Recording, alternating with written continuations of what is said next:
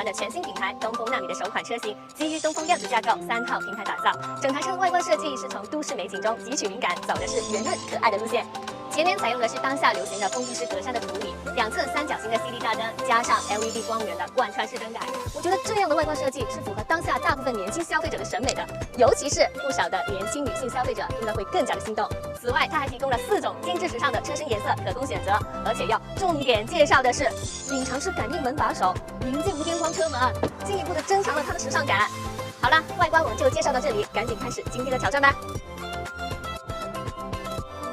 首先，简单的介绍一下内饰。纳米01的轴距是2660毫米，超长的轴距，相较于同级别的车型来说，这样的车身数据是挺不错的。整台车的内饰设计是简约的，几乎看不到任何的实体按键。它采用了全液晶仪表盘加12.8英寸中控大屏的布局，科技感是挺到位的。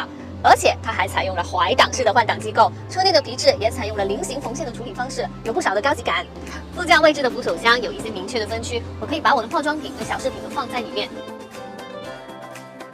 那在车内的这个环节，我会挑战使用它主驾椅的一键躺平功能，看看在完全躺平之后，我还能不能自由的伸展。首先打开它的座椅上面这个躺平按钮，好了，现在它就开始自动操作调整座椅的状态了。其实，在这种情况下，既考验这个座椅的折叠幅度，同时对车内的实际空间体验也是一种考验。因为如果实际的空间体积不够大，你最终也是无法让上面的乘客有足够多的伸展空间的。那现在整个座椅都放平了，我看这个角度估计也有180度了，真的可以放得很平，而且我在上面也是可以自由的伸展开来的，真的是自带移动双床房，我觉得这关能通过。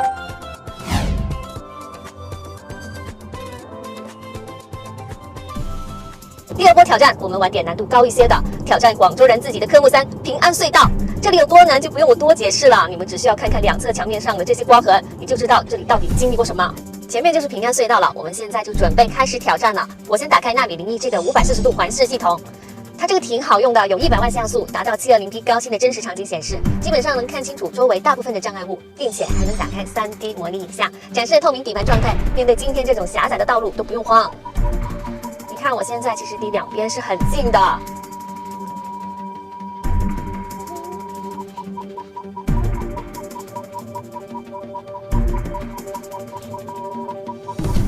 好了，我们这次轻松通过，没想到这次会这么简单就过去了。我之前看别的车型走这里的时候还挺慌的，这个540度环视系统真的帮大忙，可以轻松的应对各种行车的场景。好了，我们去下一个挑战。平时日常生活中，大家都见过不少比较难停进去的车位。现在我们来到广州的老城区，这里的停车位是又狭窄又难停的。在这个环节，我会启动纳米01的辅助停车功能，看看有了辅助视野的情况下，我能不能轻松停进去。那我们现在就开始在老城区的停车位上面停车，打满方向盘。我发现它全景影像的显示挺清晰的，而且对真实场景的还原程度也很高。你看我现在前后左右都是车。借助它的透明底盘，能够看出我现在不是很准确的停在格子里面。那我再倒一倒。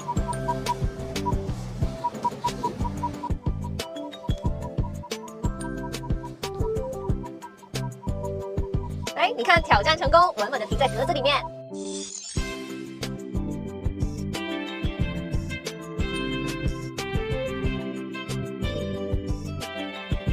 纳米01真的是好犀利哦！像这种停车位，要是我自己停的话，根本就没有信心能够停进去。但是加上它的全景视野的辅助，那停车就更加的轻松了。那这次的挑战就算成功了，我们再看下一个挑战是什么？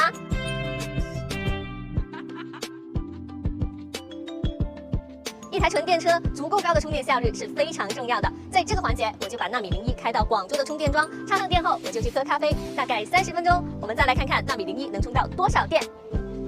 那目前纳米01的剩余电量是30%，插上电后我们就开始计时。我们现在回到了充电桩这边，也把充电停止一下，可以看到目前纳米01的剩余电量已经来到了80%，确实不错，仅需30分钟就从30%提升到了80%，这样的补充速度确实算得上是优秀的表现。好的，纳米01的广州挑战就全部结束，那最终的成绩是全部通过。